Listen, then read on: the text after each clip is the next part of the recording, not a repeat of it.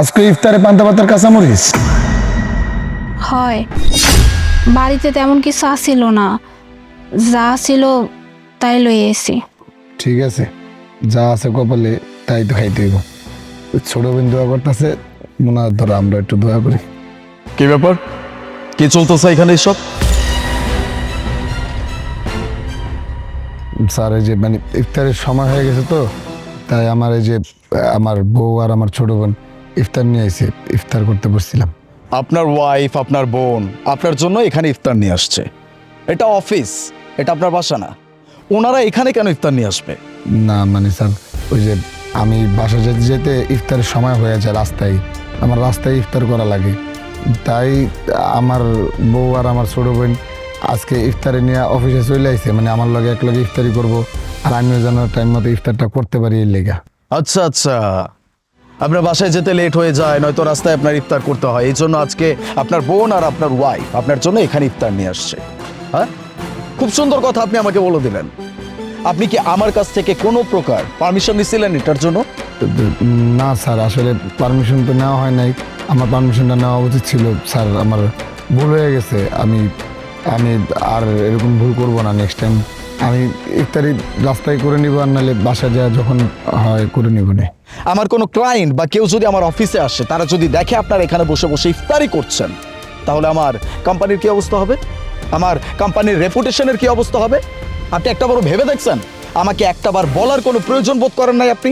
Sir আমার বউরে আমি বলছিলাম যে অফিসে আসা দরকার নাই, আমি রাস্তায় নালে পরে বাসায় ইফতার করে নিব, কিন্তু সে আর কি শুনে নাই। আমার ছোট বোনদের নিয়ে ইফতার করতে চলে আইছে। স্যার আপনি আমাকে ক্ষমা করে দেন স্যার, নেক্সট টাইম স্যার এরকম ভুল আর হইব না স্যার। কি নেক্সট টাইম আর হবে না? নেক্সট টাইম হওয়ার মতো কোনো সুযোগ আমি আপনাকে দিবই না। আমি আপনাকে আজকেই আমার কোম্পানি থেকে বের করে দিব। স্যার, স্যার আমার স্বামীর এখানে কোনো ভুল নাই স্যার। হ্যাঁ, সত্যি কথাই কইতেছে, ভুলটা আসলে আমার। আমি নিজে জোর করে আইছি, আমার কইছিল এখানে আইতে না।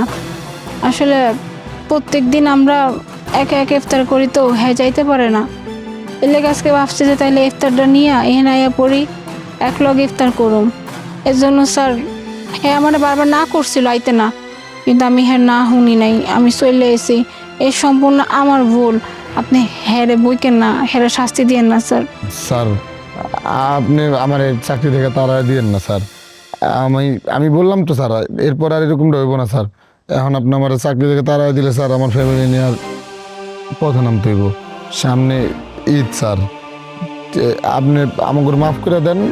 আমি কইলাম তো স্যার, আর কখনো এরকমটা হইব না স্যার। সরি বলতে হবে না, ভুলটা আসলে তোমার না, ভুল আমার।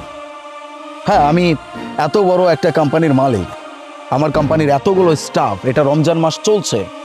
বাই দ্য ওয়ে, তোমাদের কয়টা রোজা চলতেছে? স্যার আজকে 5টা রোজা যাইতেছে।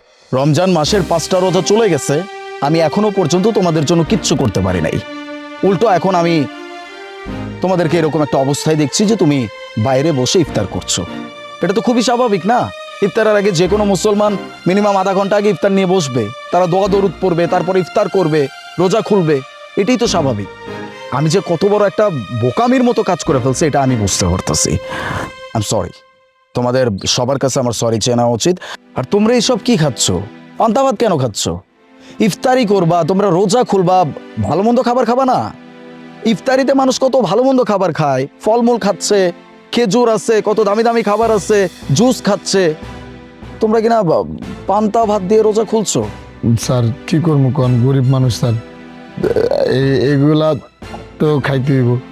আমগারের থেকে ভালো খাওয়ার মতো এখন সামর্থ্য নাই স্যার। আপনি যেগুলো কইছেন ঠিক আছে, এগুলো তো স্যার বড় লোকের খাবার, ফল টল থাকবো, বিভিন্ন ধরনের শরবত থাকবো, অনেক কিছু।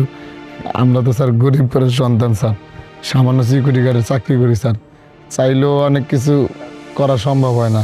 এইটা জোগাড় করতে আমগো অনেক কষ্ট হয় স্যার। তারপর আল্লাহ রিজিকে যা রাখছে তা দিয়ে ইফতার করি, আলহামদুলিল্লাহ। আমরা গরিবরা শুধু রোজা রেখে খুশি স্যার। বুঝতে পারছি। আচ্ছা, চিন্তা করো না, চিন্তার কোনো কারণ নাই। 5টা রোজা গেছে তাই তো, আগামী আরো 1 মাস আছে। এই পুরো 1 মাস আমার কোম্পানিতে যতগুলো স্টাফ আছে তাদের প্রত্যেকের ইফতারের দায়িত্ব আমার।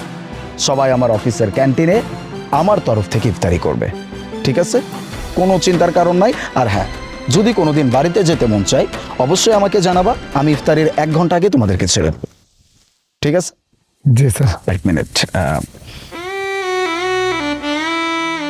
এই নাও, এখানে কিছু টাকা আছে, তোমার ঈদই মনে করো।